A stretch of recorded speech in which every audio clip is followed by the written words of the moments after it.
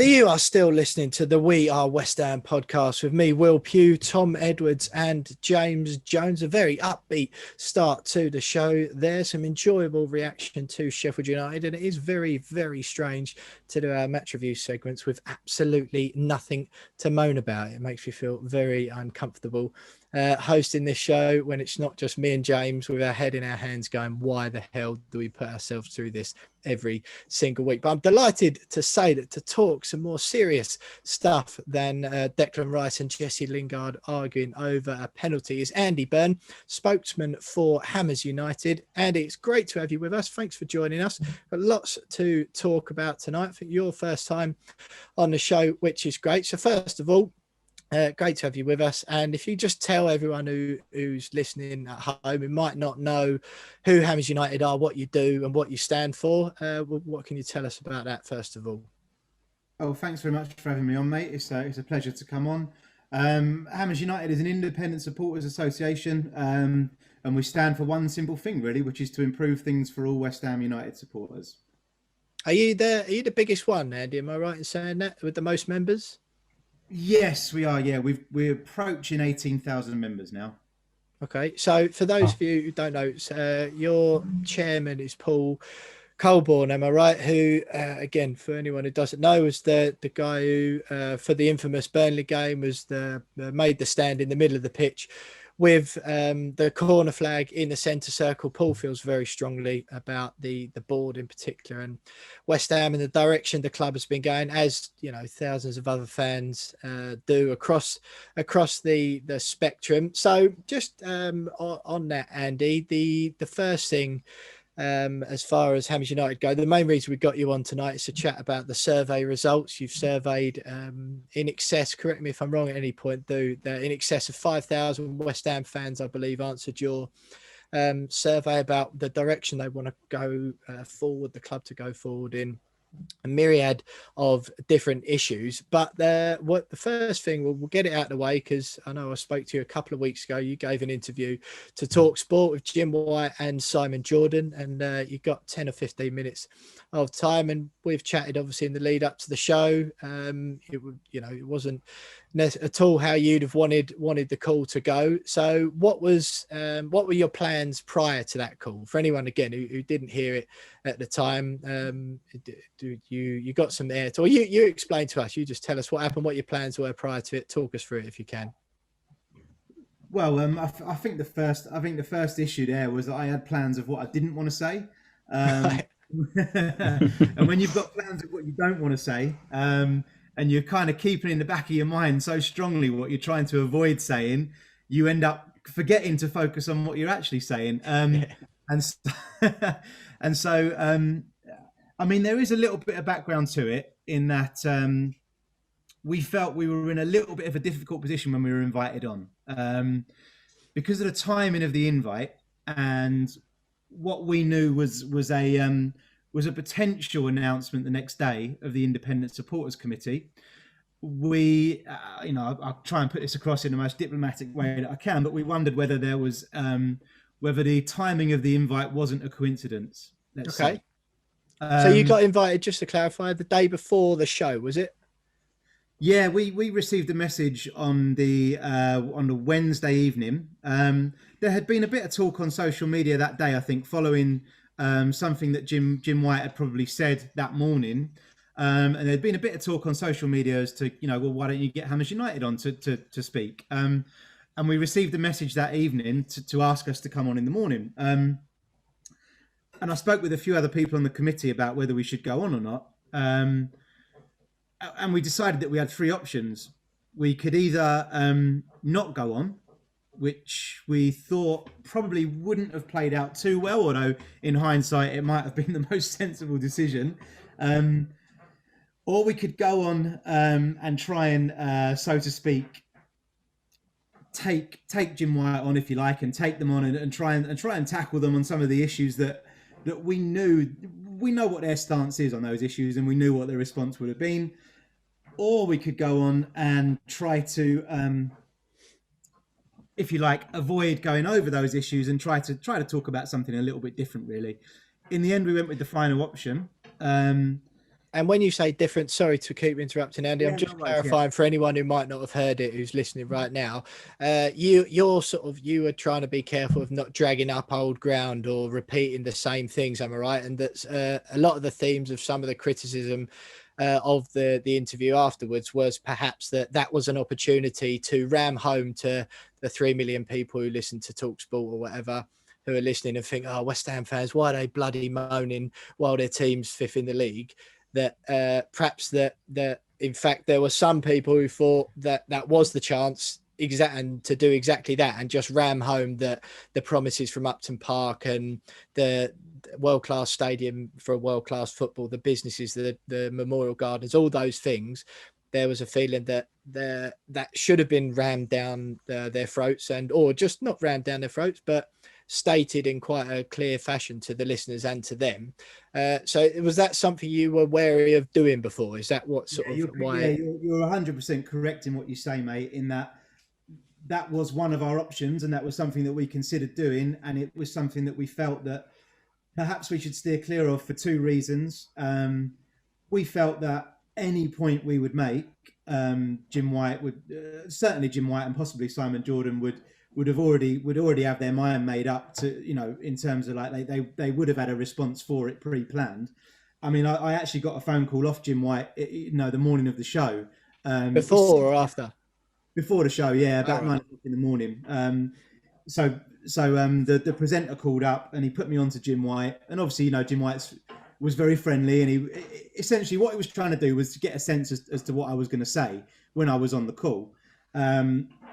With probably the view to being ready to kind of like come back at anything that I said with his own opinion and with his own data, if you like, and statistics. And we were also very, very conscious of the perception of our group.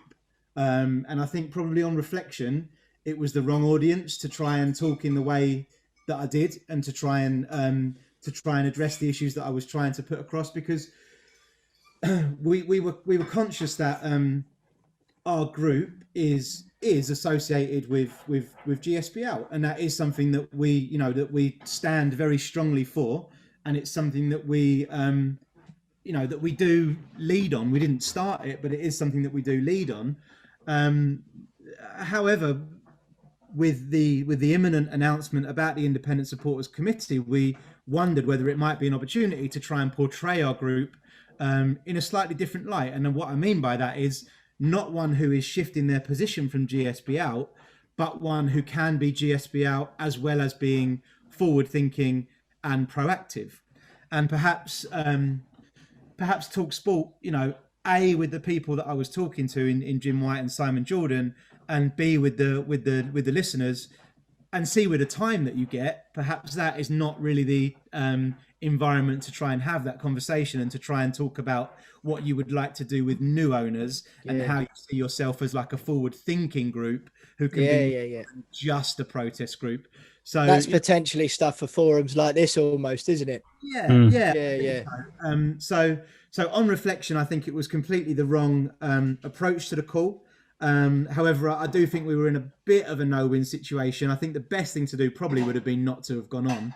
That's the thing. But I know you say that, and because I was listening on the day anyway. I knew the call was coming up, and I was quite looking forward to it, to be honest, as well. Yeah, but the same things. Like I know a lot of fans were obviously listening. And I think it would. I don't agree with you about not going on would have been the best option. Obviously, it was unfortunate the way it turned out. And again, I know I spoke to you in the sort of aftermath, if you like, not straight away. You were sort of more critical of yourself than anyone else, weren't you? So it's not. But as far as not going on, I still disagree with you there. To be quite honest, even in hindsight, I know it didn't go as you wanted it to, the call or the interview. But I think all you'd have had then is potentially you might have had Jim White on air going, oh, well, we asked these West Ham fans are always moaning. We asked Hamish United to come on today and they turned down our request. So to be honest, mate, the way it ended up going, it's live radio. It almost, like you say, you almost got caught up in trying to not say what you didn't want to say. And perhaps a time where, I think people are right in that it would have been a good opportunity to clarify the to Just clarify list them, yeah. to clarify why GSBOUT does exist, and they would have had their answers for it, but essentially what it comes down to, I think, and people would have seen this, essentially what it comes down to is that you can pick away at specifics all you want all day long, and you can say we don't like them because of this, we don't like them because of that, but really, having conducted the stadium move in the way that they did, and to be honest, having done the stadium move at all, and I mentioned this when I was doing the video with the survey results. We are now in a position at West Ham fans where the trust is gone, and so if you're in a relationship, let's say, and of course it is a relationship, but even a relationship in more broader terms, where you are the person on the inside of that relationship, and you are saying that well this action and this action and this action, I don't trust that. Whereas someone on the outside, like Jim White or Simon Jordan, who hasn't obviously lost the trust for these people because they're friends with them. Simon Jordan is quite outspoken about the fact that he doesn't like the way that they go I about. thought he was pretty good. Yeah.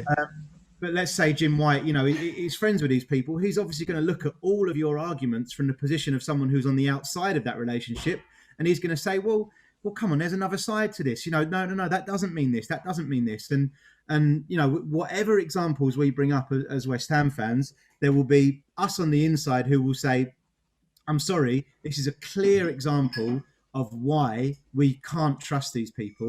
And this is a clear example of where we've made up our mind that this decision that they've taken does not have the interests of the fans at heart.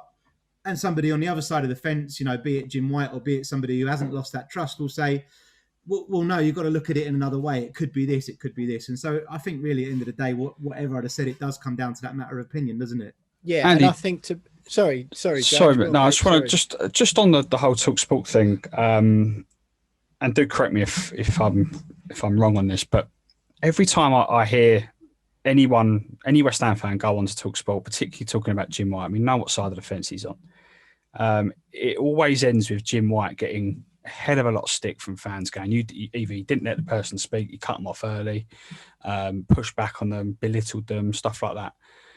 How long before it gets to the point where we just don't speak to Jim White? Fans just refuse to speak to him because although I'm not saying completely boycott TalkSport or anything like that, but very rarely when you've got someone like Jim White who is very on that far on that side of the fence, is a conversation about a serious and something that we fans feel very strongly about going to end well, because he's not going to see it from our point of view, whereas someone neutral should do, and he should see it from a neutral point of view.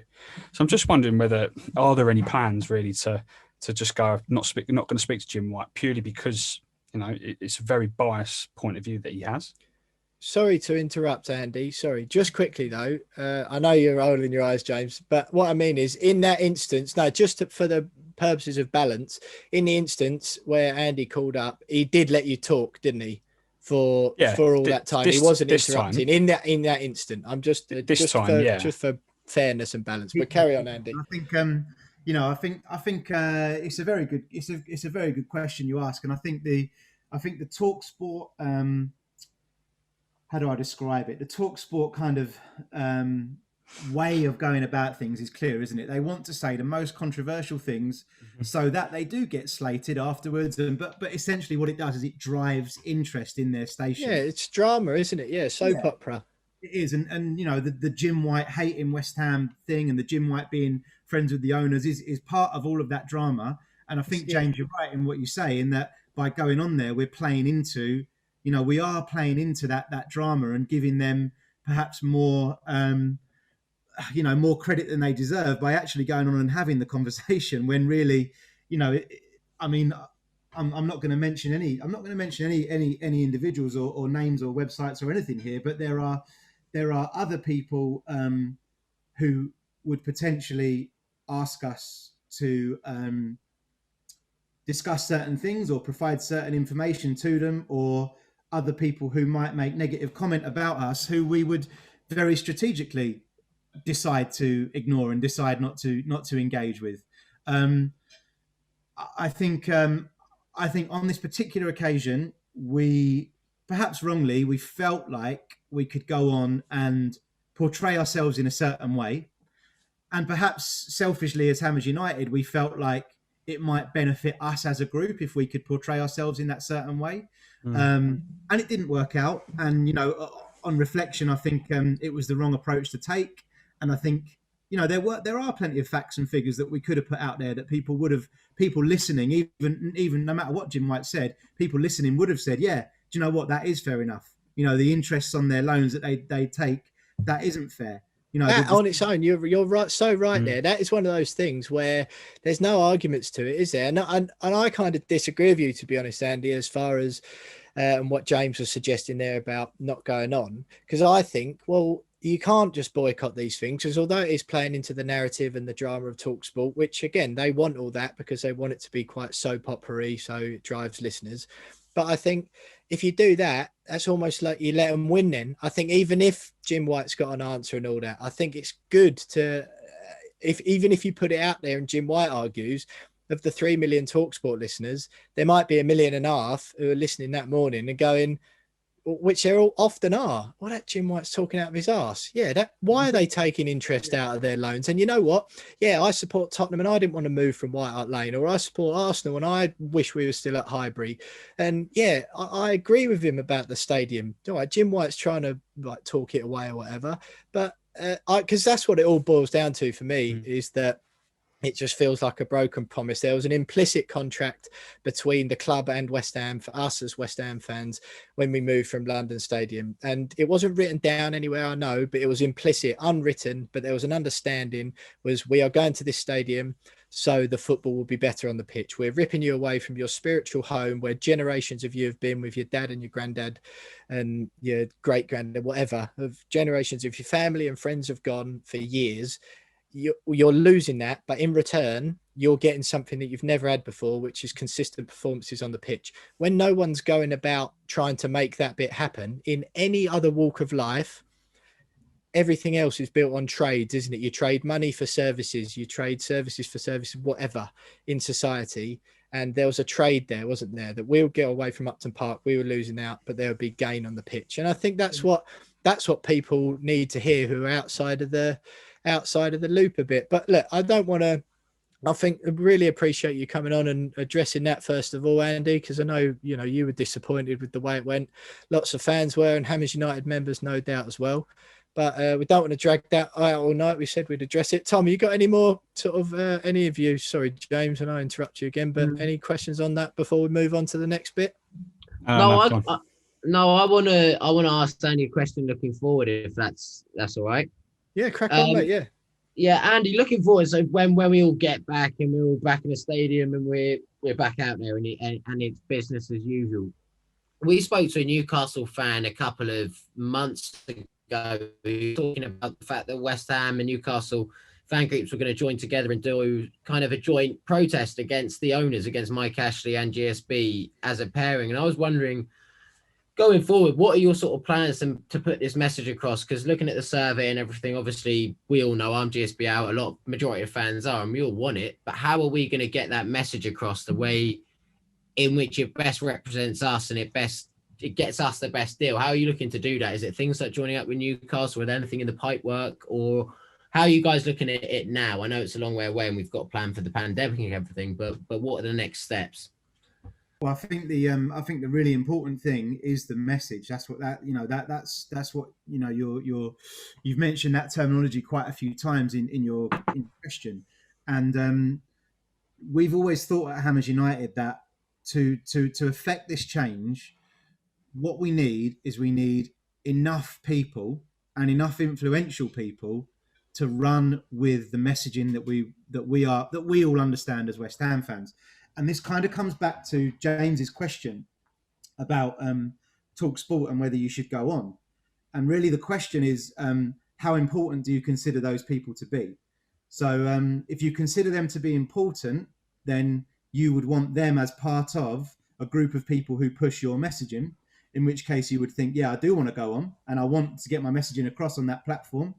But if you consider them to be I don't know, dispensable could be a word. If you think you can bypass them, then what you need other people to push that messaging. And in specific answer to your question about how you achieve that, we think it's protest, but we also think it's protest that's done in a certain way. So protest whereby what will happen off the back of it is the messaging that you want to be pushed will be pushed, not the messaging about incident that might have occurred on the protest itself, which is quite ironic when we look at what Will said at the start of the conversation, which is who our chairman is. And you look at the, so if you take that Burnley protest for an example, the messaging that got pushed off the back of that Burnley protest was all around negativity directed towards West Ham fans and Paul and everyone who congregated in front of the directors, and the mystery coins that were thrown, and and the only thing really that protest achieved, in inverted commas, was destruction across our fan base, and people being destructive towards our fan base from the outside. So we've been really kind of conscious of that when we've planned previous protests, and also when we are now planning future protests, to make sure that we always follow the same kind of principle, if you like. Now, I know it's not a specific answer for you in terms of like, what are we actually going to do? But what I'm saying is that the plans that we have are underpinned by the principle that we want it to be things that will capture people's attention, but not something where the attention is captured for the wrong reasons. Something where people will look at the protest and say, wow, this is being backed in a really, sure way by a lot of people. Let's find out what it's about, rather than, wow, this was an absolute, there's all these arrests and violence and all. Right, that's a story that I want to write. So yeah, we have plenty in the pipeline, and this whole COVID situation has been, as it has for everyone, a really strange one for Hammers United, because we felt that when our protests were cut off by COVID, we were really gathering momentum. We had about 2,000 at the first one and about 8,500 at the second one.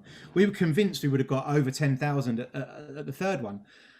But looking back, it's really interesting how that momentum has continued without physical protest. You look at things like the sale of Grady Diangana, for example, and how momentum kind of continued over social media. And it's also been really interesting in terms of us as a group, the breathing space that has given us from becoming indulged in only protest. Because I'll be honest, around the time when we decided to get involved in protest, we couldn't really do much else. Like, planning those protests was like a full-time job. And so what that does is it detracts from anything else that you're doing as a supporter group. And so whilst we were really frustrated that, we had that kind of pause button placed on our momentum, it's been interesting for us as a group to spend a lot of time carefully planning what we do next, reflecting on, what we've done so far, doing things like the survey to check that we are along the right lines, and, working on this independent supporters committee in the background as well. Andy, just quickly, when you're saying about it there, I agree with you. At first, I think that Burnley protest was just an explosion of anger. But I feel like again, that's good. That's like you said, it's going to happen. You're going to have the scenes where it was an angry atmosphere that day, understandably. And I think in a strange way, in life, in any walk of life, there are consequences for actions, aren't there? And I think that was a bit of a consequence for the way that fans are treated. Those scenes, the first ones, the Burnley ones, don't come from nowhere, do they? No one could sit there and go, oh, what are these blokes? What's these blokes' problem? Oh, why are they getting all angry? No one could do that. Everyone knew where it had come from. If you look at Paul as a microcosm of like perhaps how people were feeling that day and the change that can occur in someone, I think the reason he ran on the pitch that day was because he felt so frustrated that he wasn't able to have his voice heard, and he wasn't able to be part of anything. And if you look at him now, I mean, obviously, you guys won't know this, but he's in the background for Hammers United. He's very measured and calm, and he's very much like a leadership figure for us in terms of our committee meetings and our strategy and our, do you know what I mean? He's now channeling that same emotion and feelings and frustration in a completely different way because he feels like he's actually part of something. Well, that's exactly what I was just going to say to you, was that I feel that the two protests that went on, and you mentioned the last one, it was 8,500. I know the club query that figure, but whatever, if you're an impartial viewer of those scenes, it doesn't matter if Hammers United say 8.5 and West Ham want to say it was 2.5. Either way, it doesn't matter. When you see the images that were in the newspapers and on the television of thousands of people, whether it's 2 or 7, whichever one as a bipartisan you wanted to believe, it doesn't matter. When you watch on Match of the Day and there is a block of thousands of West Ham fans peacefully walking down the Greenway, my personal opinion is that is the most, the imagery of that hammers home the point. Any of the other external details around it don't matter. It's the video footage on Match of the Day or in the newspapers of blocks of thousands of West Ham fans with banners and all that. And I think what Hammers United seem to have done is they have exactly what you said has happened to Paul. You seem to have channeled the anger that came in Burnley and said to everyone, right, we can't just do that every week because that plays into the hands of the people that your group is trying to protest against. And it's channeled it into a way where everyone was fine doing peaceful protests, weren't they? No one was, well, I don't know, you would know better than me, but you had no trouble at those. And out of that, however many thousands of people were there, that is an impressive feat, isn't it? And I personally would suggest that looking at it from the outside, would be the most effective way. Do you find that still is the most effective way to jam the point home before we move on? I think so, mate. I think exactly what you said, that image of thousands of people peacefully going out of their way, changing their match day routine, doing something that's not easy for people, and doing it away from the football as well. So having to commit to it before the game, so to speak. You can't just get involved during the game when you happen to be there.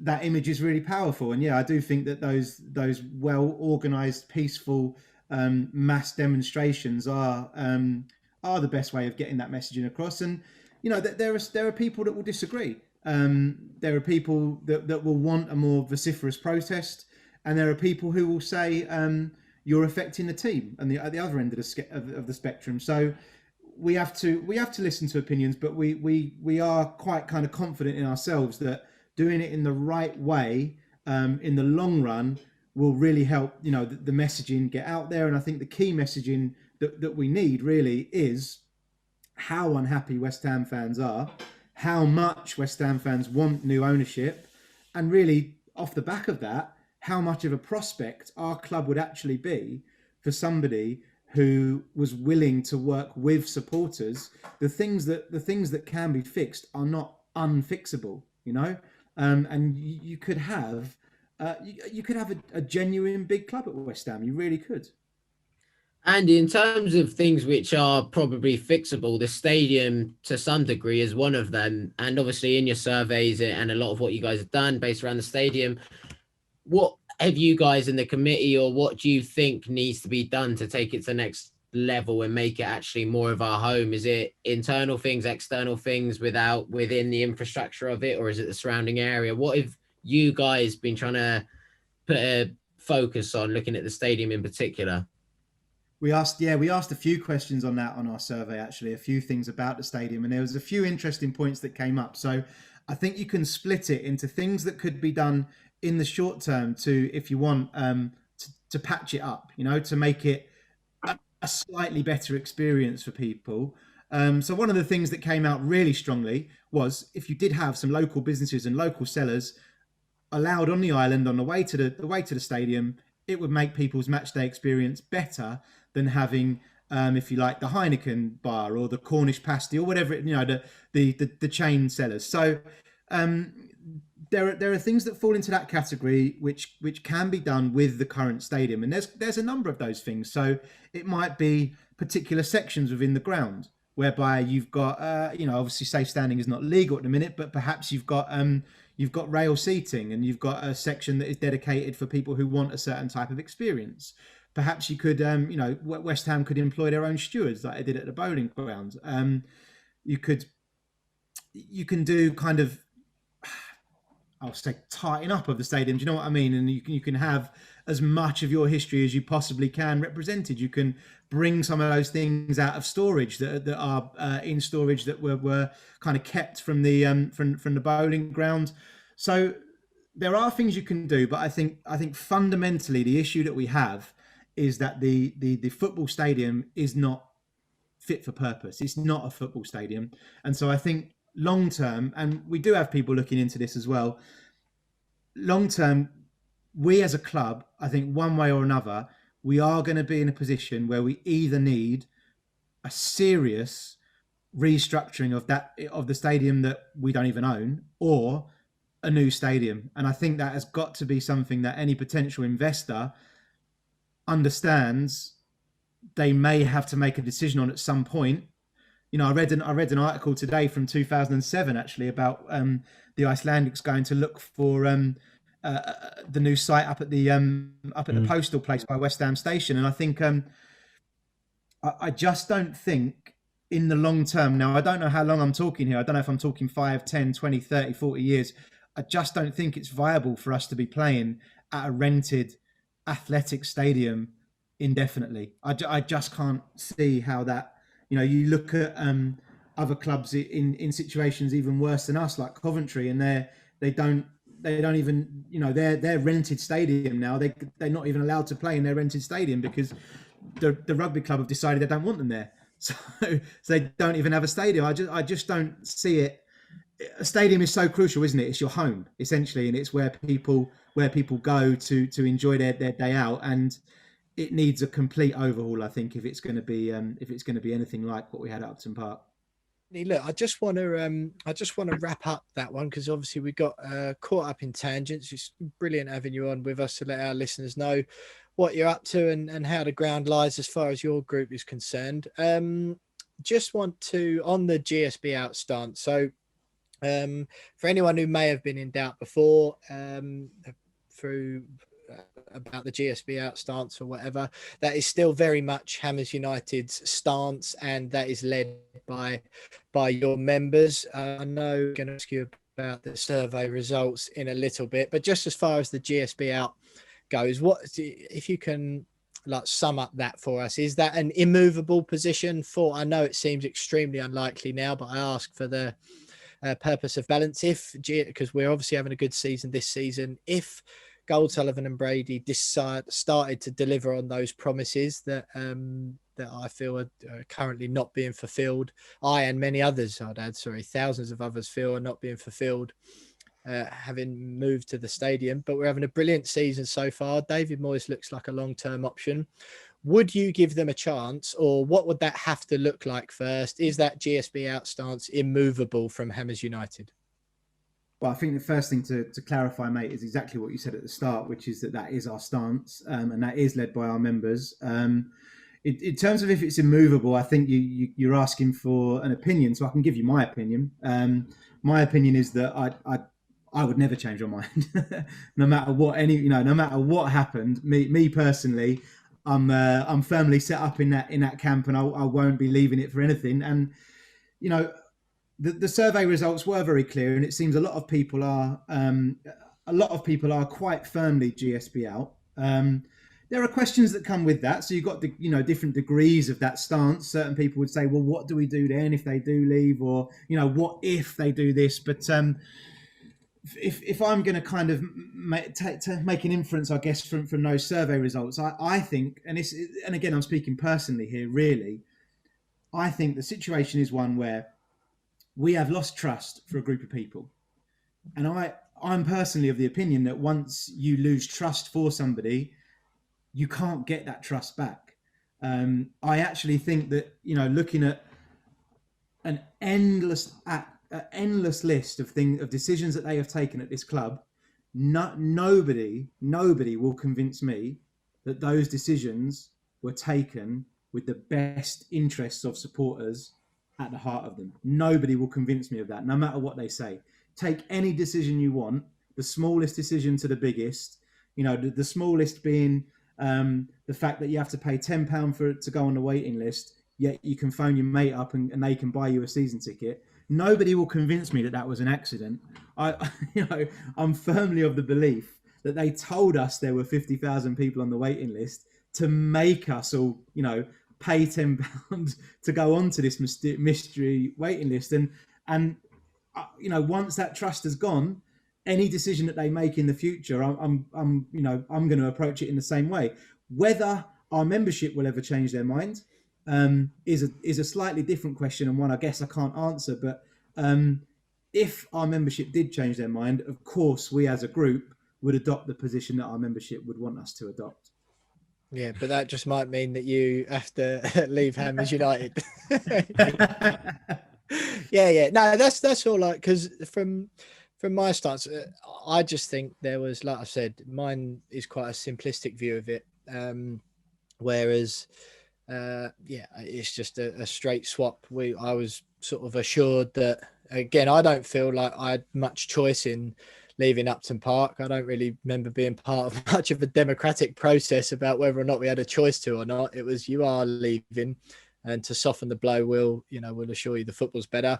It is at the moment, but I find it a little bit difficult when people go, "Oh, you're fourth, what are you moaning about?" I'm like, well, yeah, we're fourth for now, but there's every chance that the Mikel Antonio thing, I still think that on its own, we were chatting about it on the podcast last week, saying it's difficult to moan at those times, but ultimately it still was worth moaning about the fact that we had bought a striker, because although we're doing well on the pitch at the moment, a normal Premier League club with European ambitions, if they haven't got any fit strikers, buys a striker in January. Chelsea, even Everton, they got like Richarlison, Calvert-Lewin. We've been over this ground before, us lot anyway. But I think ultimately, mine isn't just on the pitch. It just doesn't feel sustainable. That's what I mean. Sorry, mate. Go on. I was going to say, just quickly, I think we as West Ham fans are realising there is more to it. And even if we were top of the league, I think we'd still be looking at our ground and saying, I can't believe this is where we're playing. I don't think I would, to be honest. If we were winning the league or not winning the league, but even if we were doing what we're doing at the moment and I felt it was sustainable and we'd gone out and gone again in January, this just feels like, oh, everything's actually clicked. But it does feel like, but next season we'll drop back down to 10th. It doesn't feel sustainable for me at the moment. But lads, you interrupt me like you should be good at this by now. One of you go on. Yeah, Andy. The survey results are interesting, to say the least. Just a couple of questions for me.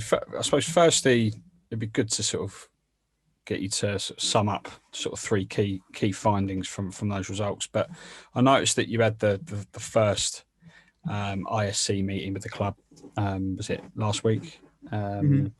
Just wondering whether you're in a position to sort of comment on whether the club have actually responded to those survey results, if they've seen them, and what their thoughts are on it, because it's pretty damning.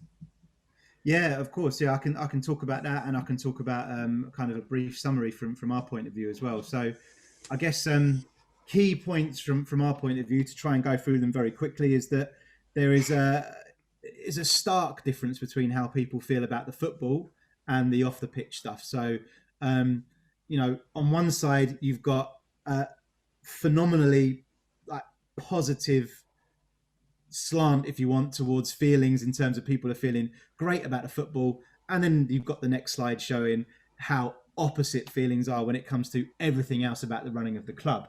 So I guess that was the first thing, which is the overall sentiment. Then you've got what people want their short-term priorities to be.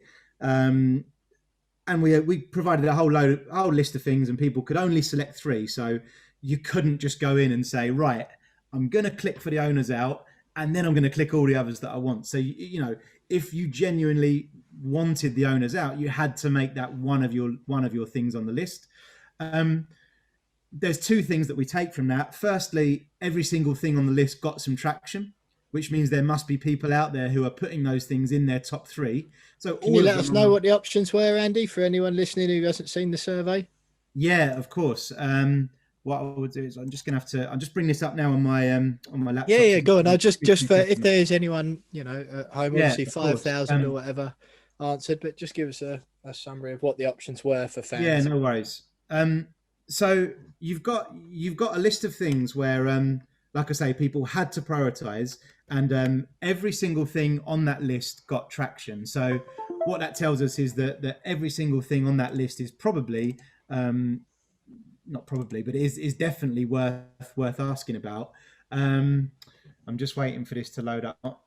So things on that list, the 3 that got the most traction, or the 3 that were most popular, a campaign for new ownership was number 1, and that was number 1 in the overall results, Hammers United members, and across other FSA affiliated groups, because people could identify in the survey as to whether they were a member of a West Ham United affiliated group, or indeed Hammers United, or indeed they weren't a member of any. So FSA is that's the Football Supporters Association. Football Supporters Association, yeah. Cool. So they have 2 types of membership. You can be an affiliate or you can be an associate.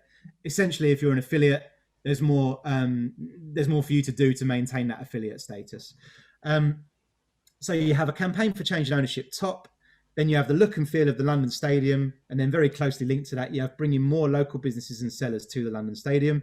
And then you've got a list of 8 others, which were all kind of fairly similar in terms of their level of priority. So a consultation over the crest, transparency of away tickets, affordable mascot packages, subsidised travel for away supporters, process for relocating your season ticket, transparency of the waiting list, the upkeep of the memorial gardens, and improving the stewarding at the London Stadium. And so there, if you like, you've got a list of things which are achievable. So they're things that in the short term, the ISC could ask the club about, and they could be achieved, and people see them.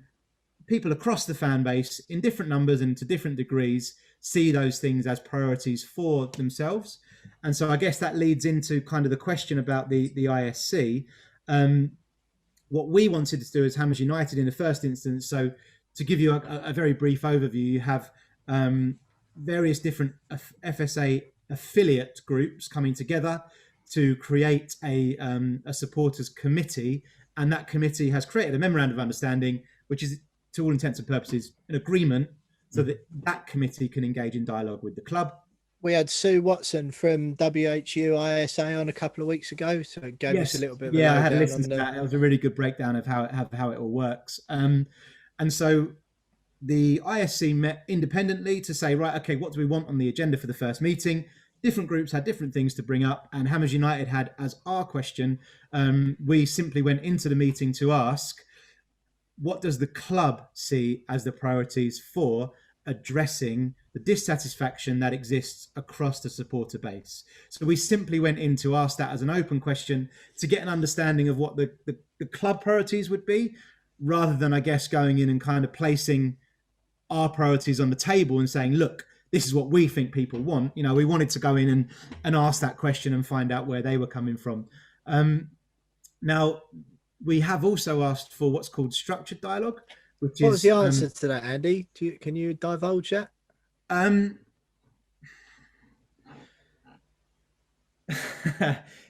There will be, okay, so there's a couple of things to say on this. Yes, I can divulge it. I mean, we are an independent supporters group. We don't have to keep anything secret. There will be full minutes coming out where people can read the full conversation that took place. But essentially, the answer to that, in a nutshell, was that they're not ready to comment on that yet. And part of the reason for not being ready to have that conversation yet is that they haven't carried out a full analysis of their survey, and they would like to have a full analysis of their survey done before they enter into that conversation. The rep who was in there for Hammers United did, you will see this play out in the minutes. He did kind of re-ask and try to ask in a different way and try to essentially see if an opinion could be offered. But essentially at this moment in time, we're not ready to have that conversation because we don't have the data that we need to have that conversation. So take from that what you will. And and what we have done, I think the other thing to mention with regards to the Independent Supporters Committee is we have made a request for what's called a structured dialogue meeting. So in the Memorandum of Understanding, there is an agreement between the Independent Supporters Committee and the club that if any individual member of the committee wishes to hold a structured dialogue meeting with the club, then the club will grant that request. So we are at the minute just waiting for the club to give us the details of when that meeting will take place, and that is where we plan to kind of table our survey results. The last thing to say on the survey is that there were a whole load of questions that I skipped through quite quickly on the video with Gonzo, and those questions were about specifics that are happening at the club and people's opinion on specifics, but they were designed in such a way that we could hopefully take underlying principles from those specifics and use them to underpin a kind of long-term direction rather than a list of things that we could address at the next ISC meeting, so to speak. Andy, looking well ahead potentially, who knows when, but should we get new owners, which is obviously what Hammers United wants, what's the majority of your survey have asked for, and probably what majority of fans want. But what would you want firstly from prospective owner? Because we've seen that not every owner out there is reliable and dependable, and a lot of clubs have had bad end of a stick when they've sold clubs. So we've got to bear in mind that we aren't just going to sell this and suddenly get someone in there who's going to have the best interests of the club at the heart. Much like these guys, I'm not saying they do either, but it might not necessarily be better. So what is it for you, firstly, which should assure you that they are the right owners for us? And secondly, what can they do is the first few steps sort of thing to propel the club forward to the level that these owners haven't been able to do so? What would you say on those two things? It's a critical issue, mate. It's like it's the one thing that we get asked the most, I would say, is there aren't that many supporters who will say they want Gold, Sullivan and Brady to stay, but there are supporters who, in the same breath as saying we will want them to leave, will finish that sentence by saying, but we don't know what we're going to get afterwards, and so perhaps, and so it is the biggest question for our group. And I think there are two answers to it. Well, there are three, because one of them is a very short answer, which is it's a gamble, and you basically need someone you can trust, and there's nothing we can do about that. So there are two answers to it from our perspective as a group. One is that we would like, or we would hope that prospective owners would take some interest in the club that they're about to buy, and in the interest that they take in the club that they're about to buy, we would hope that they would see a supporters group who are well organized and who have some underlying principles that they think they could work on in the long term with whoever these prospective owners might be. So the role that Hammers United play in that is making sure that these principles are based on the survey. They're well designed. They're kind of forward thinking. They are fixes, if you like. They're not just specific. They're kind of long term. And we would hope in the first instance that a prospective owner would see that and think, oh, right, okay, so I know that if I go to this club, these are the kind of things that those supporters want. So I know that if I'm to succeed at this club, then there's almost like a blueprint there for me. And I can see that the supporters group is well organized. And I can see that if I work with them, I might be able to succeed. So that's kind of the first thing, is portraying ourselves and portraying the work that we do in such a way that a prospective owner would be interested in it. And then I think the second thing is, perhaps once an owner is on board, if they are willing to work closely with you, you've got to not get them, but you've got to make sure that they understand that a prosperous relationship with supporters is, in the cold light of day, a prosperous bank balance for an owner. You can levy the interest and the emotional connection of supporters in the right way, not in the way that Gold, Brady and Sullivan have tried to do it, but you can levy that in the right way, get people on board, make it all about the supporter experience, and actually have part of your brand that you sell your club on. Part of your brand can be supporter experience. So part one is, advertising to the owner what we're about and making sure that a prospective owner knows before they buy what will make fans happy. But part two is working with them to say, if you make these decisions, if you base the supporter experience on this, that, the other that the supporters want, your brand will be stronger. And you look at clubs like Dortmund, Liverpool, etc., who part of their branding is their connection with supporters. Hopefully the owner, as the business person that they are, will understand that ends up in more pounds in their pocket at the end of the day. Great. Well, people, sorry, mate. People won't be spending about 25 grand a day at M&M Direct as soon as cheap shirts come out for 15 quid. No, exactly. And it's something that is puzzling, I think, and this is the whole problem with football ownership for me. It's puzzling at first because the owner will quite rightly turn around and say, I'll do whatever I want, and people will still come and buy tickets. But to a certain point, you can't. And, we're getting into the realms now at West Ham where you can't actually do whatever you want. You do have to look after your customers like you would do in any other business. And I think football owners that understand that, and don't call them customers, innit? If you're Karen Brady. Yeah, but you've got to be pragmatic about it, and you've got to understand that we live in a capitalist society, and one where the Premier League is awash with billions of pounds, and you can't get a supporters committee taking over the club, or you can't get a genuine fan coming in with a couple of £1 million to take over. You're going to need a ridiculously rich person to come in and to see it as a business venture. Yeah, Ray Winston and Russell Brand pooling all their cash together is not quite going to cut it.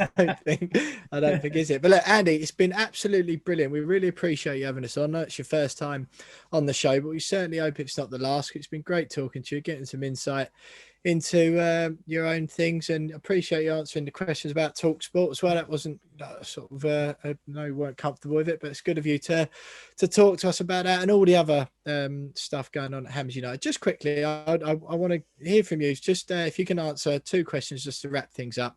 I want to hear your opinion on why you think it is Golden, Sullivan and Brady don't want to sell, whether it's financial. My own personal opinion, as much as the finances, it's just they'll lose their relevance in society and the celebrity and the fame. I think it's a bit of that, and it must be enjoyable as a job, even though there's a lot of hatred from lots of the fans. It must be enjoyable to run a football club every day. And I think as much as anything else, they probably just their day to day would completely change. So I want to hear what your opinion just briefly is on what you think, why they aren't selling up, and what's the future plans? How do you see the future going for West Ham of Hammers United?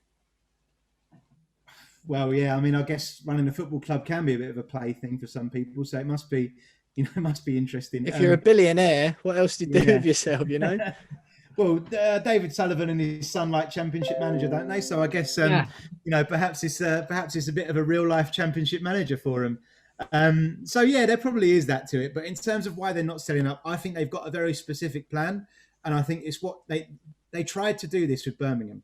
They tried to move Birmingham to a new stadium, a rented stadium, and they tried to do it with an athletics legacy. There's obviously a plan behind this, and I'm convinced that they will sell up as soon as their plan, whatever that plan is, comes to fruition. So I'm not convinced for 1 second that the move to the London Stadium was anything to do with anything other than the plan that they tried to put in place in Birmingham and failed, and the plan that they've now managed to put in place, at West Ham. And it ends with them, I would imagine, making a lot of money. But how that comes about and how that plan ends and what's behind it, I have no idea. But I'm sure when they get the right offer and they feel that their plan is completed, I'm sure that's the day that they will decide to leave. Excellent. And what's the future hold for Hammers United and for West Ham, but your group in particular? I think hopefully the future for Hammers United will hold working alongside new owners. In the immediate future, there are 2 very clear priorities, and one of those is to work with the Independent Supporters Committee to make whatever changes we possibly can at the club to make things better for supporters. And alongside that is the number 1 change that people want to be made at the club, which is a change of ownership. And so that means that we must continue to protest. So those 2 things are in our kind of short-term future. But in the long term, I really hope that we're a group that can survive longer than a couple of years, and that can work alongside new ownership and can actually see some real meaningful change for our football club, and better days ahead. Absolutely, absolutely. Well, Andy, like I said, it's been an absolute pleasure. We'll have to let you go now so James Jones can tell me off for talking over him and keep jabbering on for too long. But it's been absolutely brilliant joining you, Andy. And like I say, I do hope it's not the last time. Whatever, any updates for future surveys, things that happen, we're really interested. I know our listeners are, as well as thousands of West Ham fans, both in the UK and around the world, who download this podcast every week, and it's great for them to be able to hear directly from you what's going on. So do keep in touch with us in future. I hope to have you on again. That's Andy Byrne there, spokesperson for Hammers United.